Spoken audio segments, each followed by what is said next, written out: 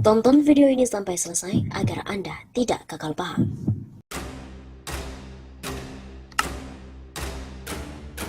Halo Sobat 651 Sapa, kembali lagi bersama dengan kami untuk mengulas berbagai fakta-fakta menarik yang ada di Indonesia.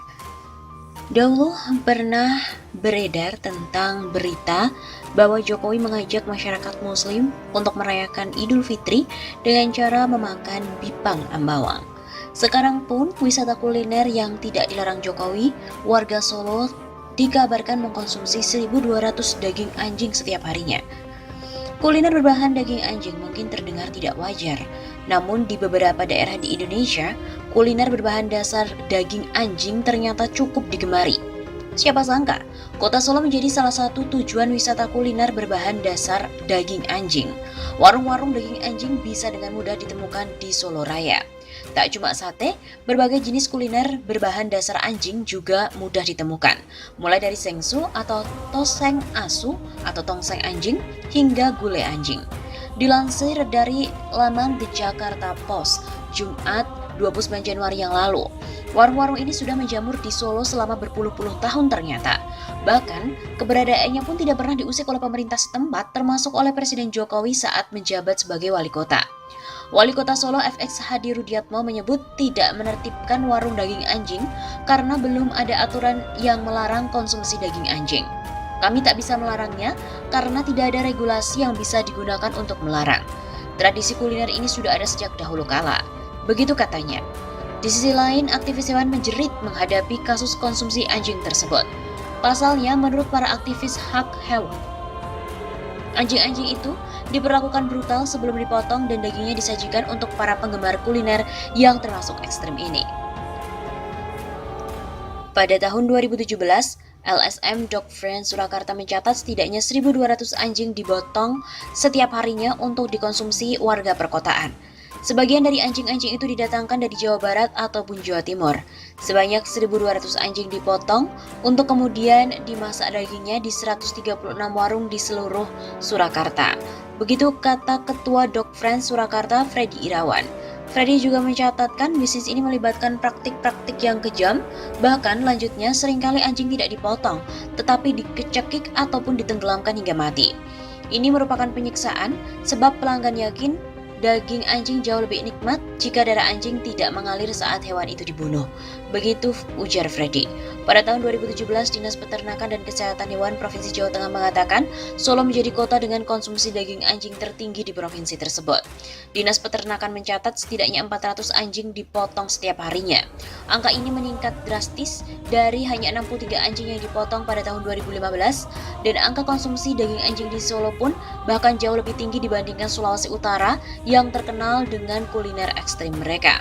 Riset yang dilakukan oleh Yayasan Perubahan untuk Hewan atau CFAF menunjukkan setidaknya 8.000 anjing, termasuk hewan yang dicuri dari kediaman warga atau diambil di jalanan, dipotong setiap pekannya. Amat penting untuk menghentikan penjualan daging anjing, tidak hanya untuk kesejahteraan hewan, tetapi juga untuk kesehatan manusia. Begitu kata Lola Weber dari CFAC. Padahal disebutkan bahwa mengkonsumsi anjing bisa mencegah seseorang terkena rabies. Tidak mengkonsumsi daging anjing bisa membantu mencegah penyebaran rabies kepada manusia. Begitu ujarnya. Lalu, konsumsi daging anjing bisa memicu sensasi hangat. Tidak ubahnya dengan daging kambing, para pencinta kuliner anjing menyebut bahwa konsumsi hewan ini bisa menimbulkan sensasi hangat dalam tubuh sehingga membuatnya lebih nyaman dan juga energik. Heru Krisnandi adalah seorang penikmat daging anjing asal Solo, Jawa Tengah. Menyebut bahwa dirinya sangat memahami anjing adalah hewan peliharaan yang tidak lazim untuk dikonsumsi dagingnya. Namun fakta itu tidak membuatnya berhenti menyantap daging hewan tersebut dan pria ini bahkan memelihara seekor anjing di rumahnya. Saya punya seekor anjing tapi saya tidak tega menyantap anjing milik sendiri. Saya tidak peduli bagaimana anjing-anjing itu dibunuh selama saya tidak melihat prosesnya. Ujarnya dengan dikutip dari harian The Jakarta Post. Heru juga tak mengetahui bahwa menurut para aktivis hak hewan, anjing-anjing itu diperlakukan brutal sebelum dipotong dan dagingnya disajikan untuk para penggemar kuliner ekstrim tersebut. Ternyata konsumsi hewan liar bisa memicu penyakit menular. Presiden EcoHealth Alliance Peter Daszak, sebuah LSM global yang berfokus pada pencegahan penyakit menular, mengatakan bahwa kita semakin dekat dengan virus hewan yang dapat menyebar secara cepat di dunia. Ia menjelaskan bahwa ada 1,7 juta virus yang belum ditemukan di alam liar.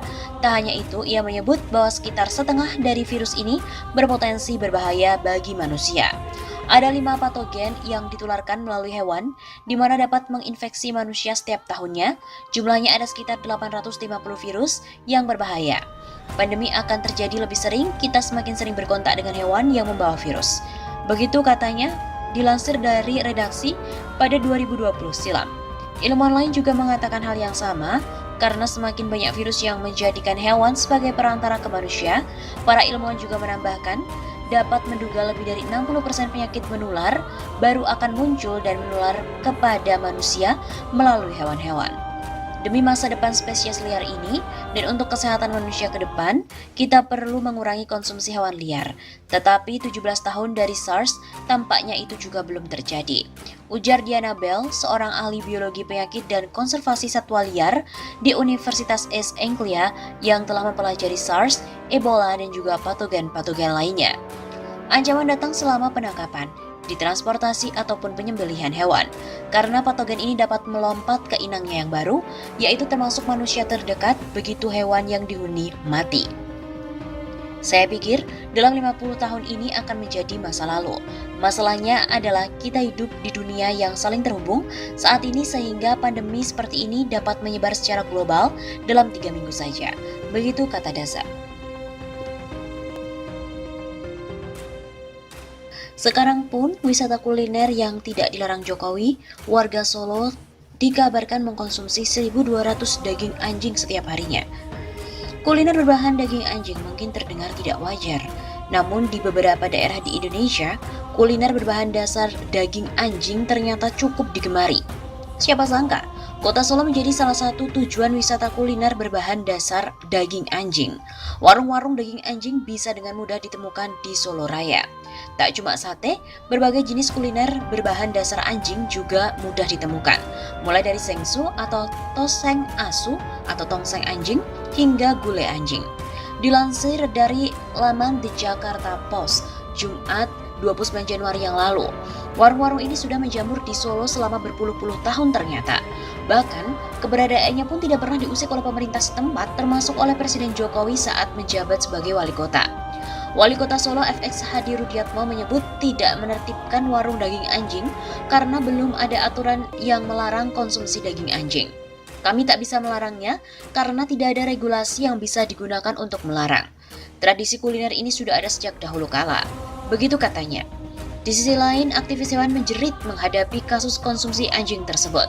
Pasalnya, menurut para aktivis hak hewan, anjing-anjing itu diperlakukan brutal sebelum dipotong dan dagingnya disajikan untuk para penggemar kuliner yang termasuk ekstrem ini.